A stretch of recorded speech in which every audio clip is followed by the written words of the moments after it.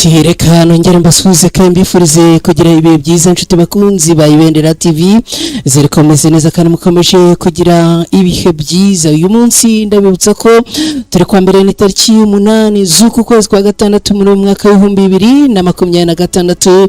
Muri aya makuru twinjiye mu kuri aya masaha rero turabwire ko abarwanyi ba Alliance Fleuve Congo mu 2023 bakomeje kwagura ibice bagenzura kugeza ubu. Abarwanyi ba Alliance Fleuve Congo mu 2023 mirwana yabaye uyu munsi bamaze kwigarurira uduce tugera kuri tubiri dukomeye mu kanya ndaza tubyinjiramo ku buryo burambuye. Reka rero nyuma yo kubaha ikaze muyemerere duhite twinjira mu ngingo z'ingenzi aya makuru yacu yo kuri aya masaha agiye kwitsa no kwibandaho.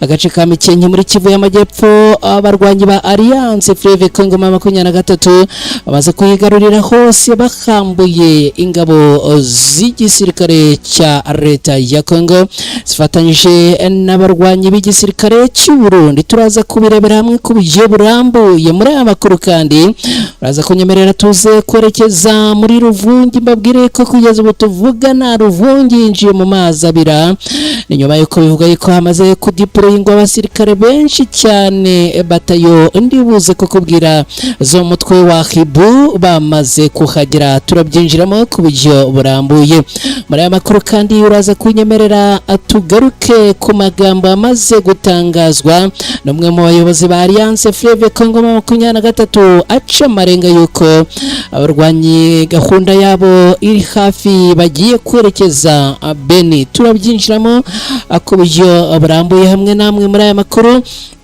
Hanyuma kandi muraza kunkundira tuze no kugaruka kuri iyi inkuru ikomeye cyane ivuga yuko abarwanyi ba Alliance Fleuve Congo mu 2023 batabaje amahanga mu buryo bukomeye cyane nyuma yuko n'ubundi hari abaturage bongeye kwicwa urw'agashinyaguro nyuma kandi yuko hari ibimenyetso bikomeye bivuga yuko hari umugambi wo gutsemba bamwe mu baturage ba Repubulika Iharanira Demokarasi ya Congo.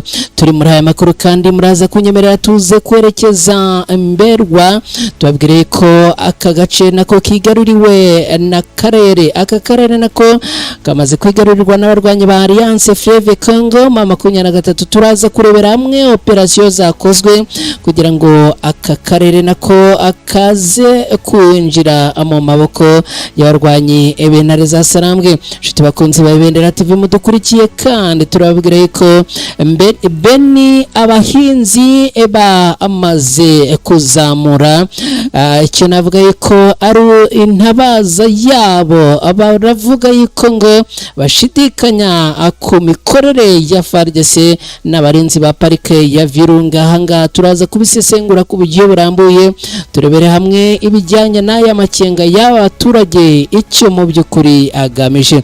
Turaza kandi kubabwira ko abanyabeni barakaye cyane bakaba basabye abajenerali atandukanye bayoboye intambara yo kurwanya ADF muri aka gace ko bagezwa imbere y'umutabera. Ni kubera iki ibi byose turabyinjiramo ku buryo burambuye hamwe namwe muri aya makuru agezweho kuri aya masaha ku Ibendera TV. Nitwa Umukada. Mwese rero mwiyumvemo ikaze. Ubundi ni wamaze kugera hano nkorere like uraza kuba ugize neza.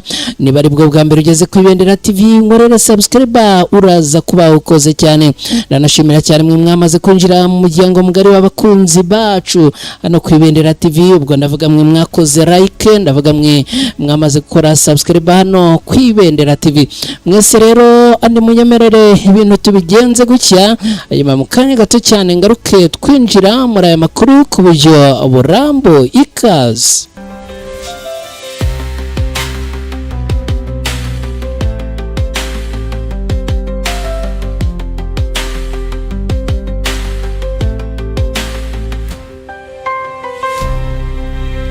Alright, nanone nongeye kubaha ikaze inshuti bakunzi bacu mudukurikira abaherereye mu Rwanda.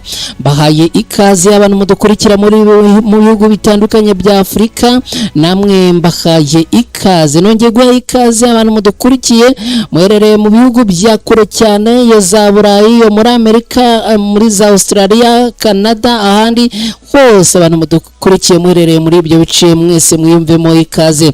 Twinjiye mu makuru agezweho kuri aya masaha rero nge nitwa kada niba bamaze kugera hano ndongera kukwinginga ngusaba ngo nkorere like uraza kuba ugize neza niba ari bwo bwa mbere ugeze hano nkorere subscribe uraza kuba ukoze cyane twihuse rero n'aya makuru agace ka Mikenke kose kamaze kwigarurirwa n'abarwanyi b'intare za Sarambwe bafatanyije na twirwanaho nyuma yo kuyirukana ingabo za FARDC ni ingabo zo Burundi amakuru aturuka hangaha muri ibice byo muri Kivu y'Amajyepfo aravuga yuko aka gace k'ingenzi kari gaherereye mu misozi miremire ya Minembwe muri teritwari ya Fizi karavuga ko kamaze kujya mu maboko y'abarwanyi ba Alliance Fleuve Congo 23 na twirwaneho nyuma y'iminsi myinshi y'imirwano hagati y'izi ngabo n'uruhande rwa leta ya Congo FARDC rufatanyije n'ingabo z'Abarundi mu gihe cyari gishize Mikenke yari igabanyijemo icyo navuga ko ari nk'ibice bibiri kimwe kigenzurwa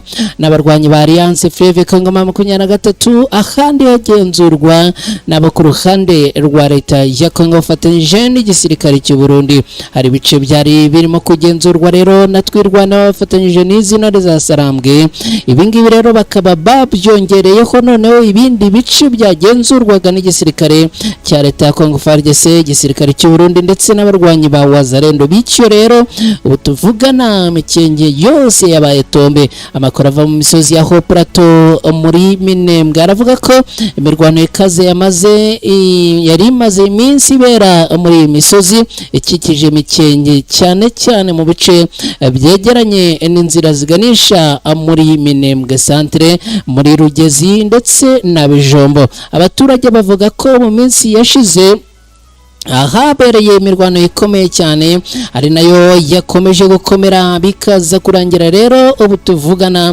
aka gace kigaruriwe n'abarwanyi b'intare za Sarambwe kose nyuma y'iyi mirwano amakuru akomeje kuvugwa n'abari hafi y'aha ngaha aravuga ko tayari abarwanyi b'intare za Sarambwe bamaze kwinjira muri aka gace mu buryo buri totali bakaba rero tayari ngo batangije n'imikwabo ko n'ubundi aka gace kabaye tombe basesenguzi bakurikiranira hafi bibera muri Kivu y'Amajyepfo baravuga ko Mikenke ifite agaciro gakomeye cyane ku rwego rwa gisirikare na gace kari ku misozi miremire igenzura nzira nyinshi ziganisha muri Minembwe no mu bindi bice bya Haut Plateau kugenzura Mikenke bishobora koroshya urujya n'uruza rw'ingabo n'ibikoresho byazo hagati y'ibice bitandukanye byo muri aka karere abaturage bo muri aka gace bavuga ko imirwano yatumye benshi bava mu ngo zabo hakaba hari imiryango myinshi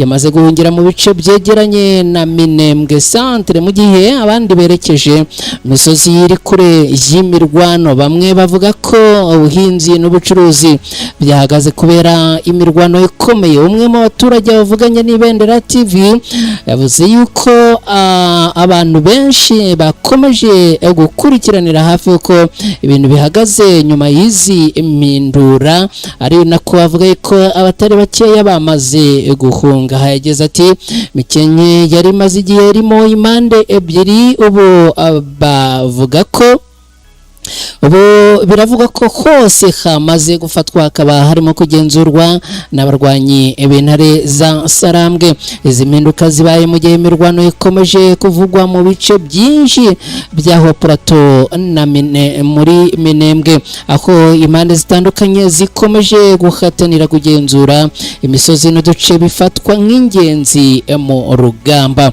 mu gihe twirwanaho na Alliance Fleuve Congo 23 bakomeje kuvugwa ko abongereye ibice bagenzura muri aka karere FARDC n'abafatanyabikorwa bayo nabo bakomeje gutangaza ko bazakomeza ibikorwa bya gisirikare byo kurinda ibice bisigaye no kongera kwisuganya kugeza ubu gufatwa kwa Mikenke yose gufatwa nk'imwe mu mpinduka zikomeye zabaye muri Haut Plateau muri iyi minsi kandi abasesenguzi bakabifata nkaho hari igisebo gikomeye cyane ku barwanyi bo ku ruhande rwa leta ya Kongo bongeye gutakaza bikomeye cyane.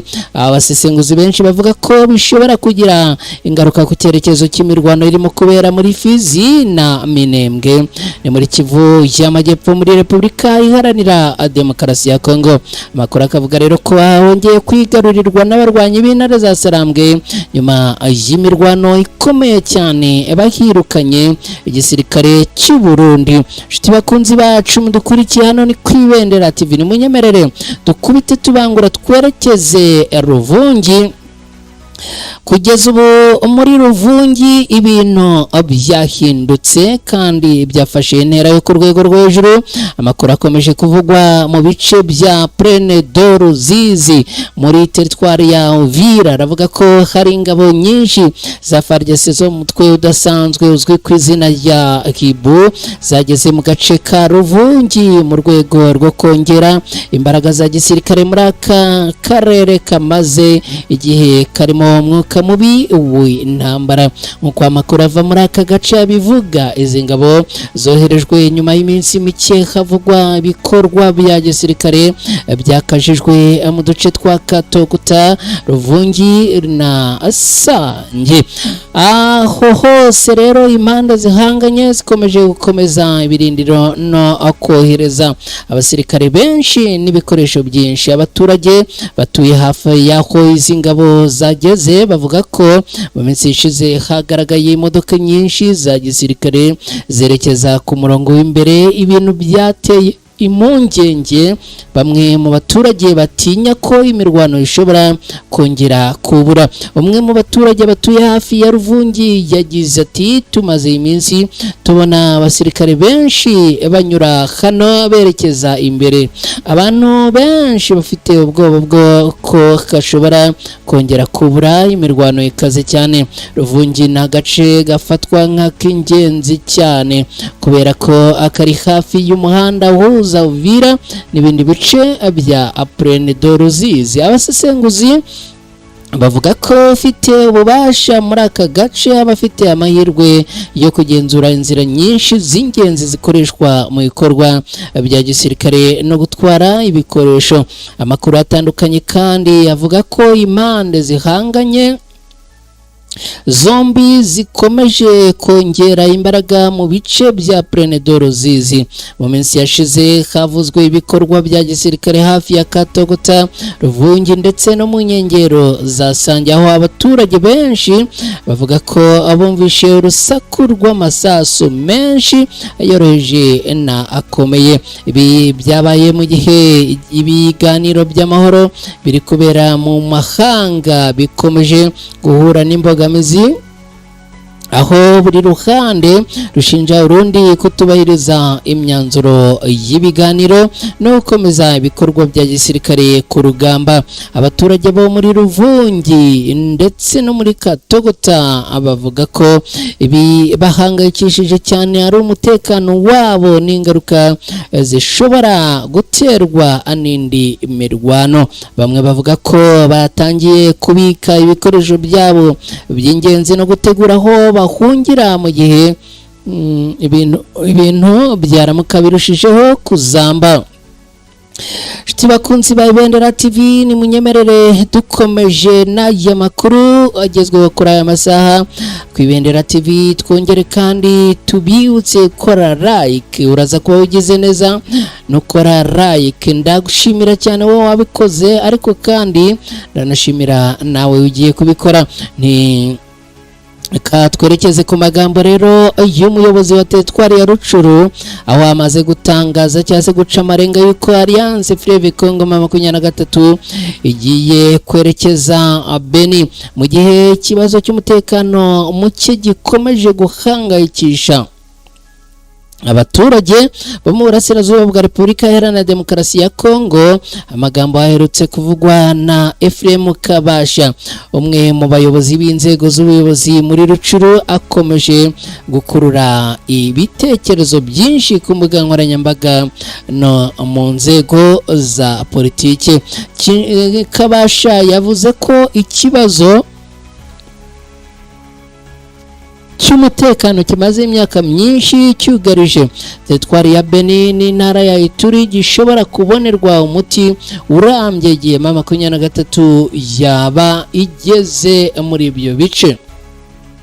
Yagaragaje ko imitwe yitwaje intwaro nka ADF na Codeco imaze imyaka myinshi ikora ubwicanyi, igasahura abaturage ndetse igateza umutekano muke ukabije, nyamara ibikorwa byo kuyirwanya bikaba bitaratanga umusaruro abaturage bari biteze. Mu butumwa bwe Kabasha Ephraim yagaragaje ko abaturage bo muri Beni bamaze imyaka irenga 10 babaho mu bwoba bwa buri munsi, aho hari imidugudu myinshi yagize iteraniro hari imidugudu imwe n'imwe kandi myinshi yagiye iterwamo abaturage bakicwa abandi bagashimutwa. Yavuze ko nubwo habaye ibikorwa nk'ibyo byinshi ngo bya gisirikare byakozwe n'ingabo za leta ya FARDC n'abayifatanya bakomeje kugenda rero ahangana n'izi nyeshyamba za ADF.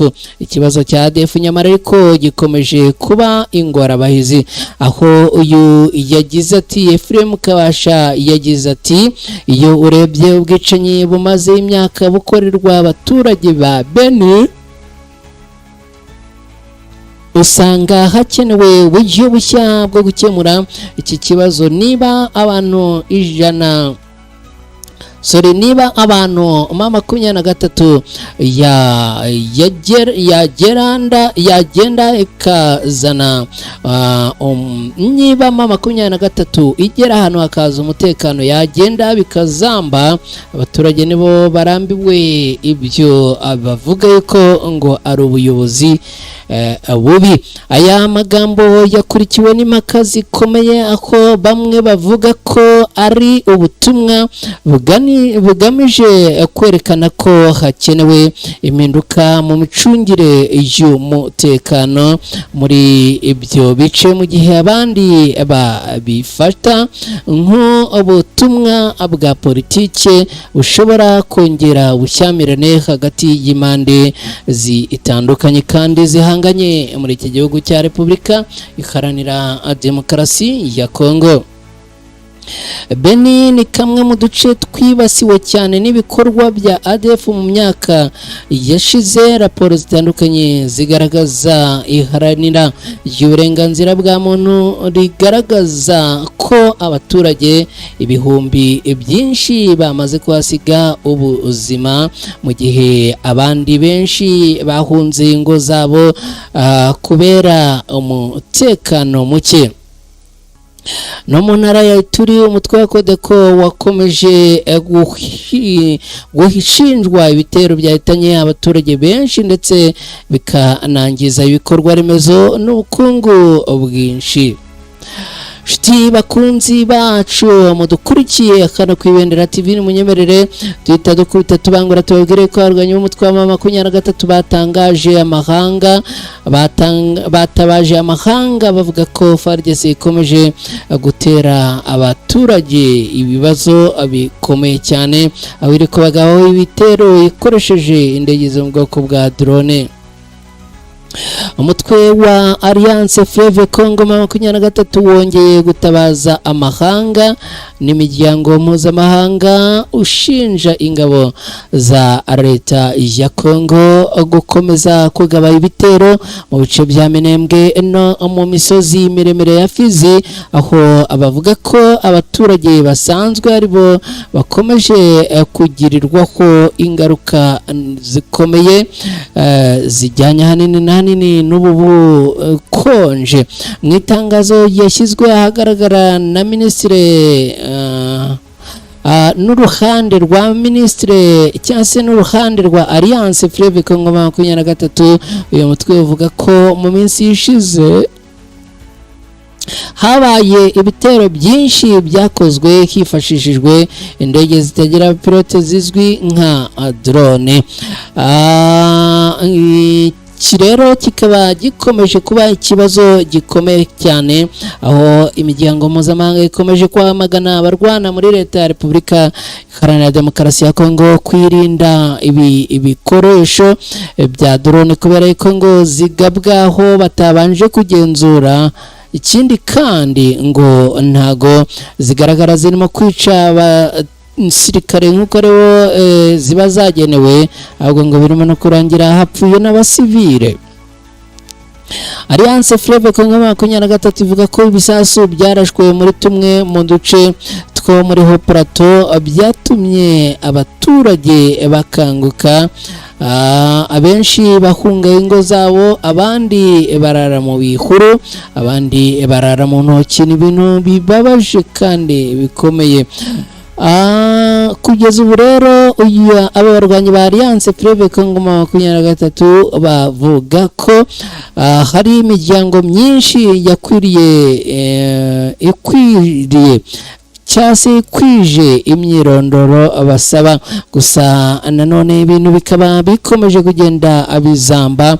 Uyu mutwe wa ADF ukaba ukomeje kugenda ukora ibikorwa bibi ni mu bice bimwe na bimwe, ariko kandi uruhande rwa leta ya Kongo narwo rukaba rukomeje kugenda rukora ibikorwa bibabaje kandi by'ubugome, aho barimo kugenda barasa cyase bica abantu akoresheje izi ndege zo mu bwoko bwa drone. Nshuti bakunzi ba Ibendera TV, ni munyemerere twongere tugaruke kuri Tombe.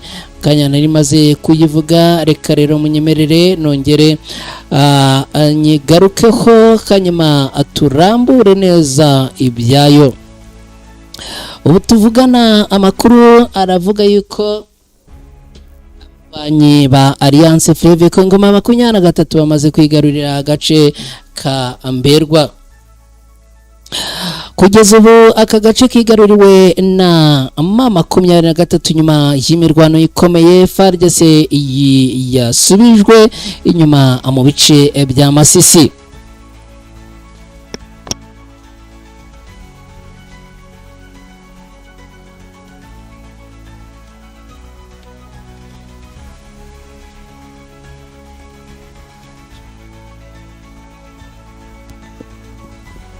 Amakuru ava muri teritwari ya Masisi mu ntara Kivu y'Amajyaruguru aravuga ko agace ka Mberwa kamaze kujya mu maboko y'abarwanyi ba Alliance Fleuve Congo 23 nyuma y'imirwano ikomeye yahuje abarwanyi n'ingabo zo ku ruhande rwa leta ya Kongo FARDC bafatanyije n'ababashyigikiye. Mberwa ni kamwe mu duce duherereye muri teritwari ya Masisi muri Kivu y'Amajyaruguru, ni muri agise ya Ruke muri inyamaboko ya mbere. Akabarera aka karere kamaze gufatwa kari kamaze igihe kavugwamo ibikorwa bya gisirikare bitewe n'akamaro gafite mu kugenzura inzira zihuza ibice bitandukanye by'iyi teritwari. Mu minsi yashize aka gace kari kamaze guhinduka ihuriro y'imirwano ikomeye, aho impande zombi zakomeje kurwanira ku kagenzura. Nkuko amakuru aturuka muri aka gace abivuga, imirwano yatangiye mu masaha ya kare mu gitondo, aho humvikanye urusaku rw'intwaro ziremereye n'amasasu y'intwaro zoroheje mu misozi ikikije Mberwa. Abaturage bavuga ko imirwano yamaze amasaha menshi, ibintu byatumye benshi bahunga ingo zabo. Mberwa ikaba kugeza ubu ngubu yamaze kuba Tombe. Umwe mu baturage wahunze aka gace yavuze ko abaturage batunguwe no kubona imirwano ikaze hafi cyane y'ingo zabo. Yagize ati twumvise urusaku rw'amasasu kuva mu gitondo cya kare, abantu bahise batangira guhunga kuko nta wari uzi uko ibintu byari buramuke. Nyuma y'iyo mirwano rero amakuru yakomeje kuvugwa n'abari hafi y'aho aka gace gaherereye. Aravuga rero ko abarwanyi ba Alliance Fleuve Congo 23 baje kwigarurira Mberwa mu buryo buri official. Kugeza ubu bakaba bamaze tayari kuyigarurira. Dukomeje n'aya makuru, ni munyemerere twerekeze Beni. Hanyuma rero mbere yo kwerekeza Beni ariko ni munyemerere mbanze nongere mbibutse ko turi mu makuru agezweho hano ku kwibendera TV. Nge nitwa Mukada, niba wamaze kuhagera nkundire nkorere like, uraza kuba ugize neza cyane. Reka munyemerere rero dukubite tubangura n'aya makuru, hanyuma ambereke uko ibintu tugiye kubigenza ubu ngubu noneho tuvugana. Shiti bakunzi ba Ibendera TV muri teritwari ya Beni mu ntara Kivu y'Amajyaruguru, abaturage cyane cyane abahinzi baturiye parike y'igihugu ya Virunga bakomeje kugaragaza impungenge nyuma y'aho guverinoma ya Repubulika Iharanira Demokarasi ya Kongo ifatiye icyemezo cyo kwinjiza abarinda parike bazwi nk'ecogarde cyangwa se nka ecogarde, kugira ngo byumve neza mu marondo ahuriweho n'ingabo za leta ya Kongo FARDC mu rwego rwo guhiga abarwanyi ba ADF bakomeje kwica no gushinyagurira abaturage.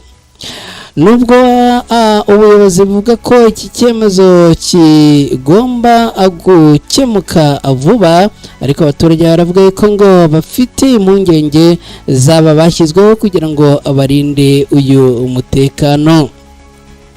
Shiti bakunzi bacu, dukomeje n'aya makuru, ni munyemerere mbabwire ko abanyabeni barakaye cyane bakamejeje, bahirikiye urusyo ku rundi, bakaba basabye ko abajenerali bayobora intambara mu kurwanya ADF bagezwa imbere y'urukiko cyangwa se imbere y'ubutabera.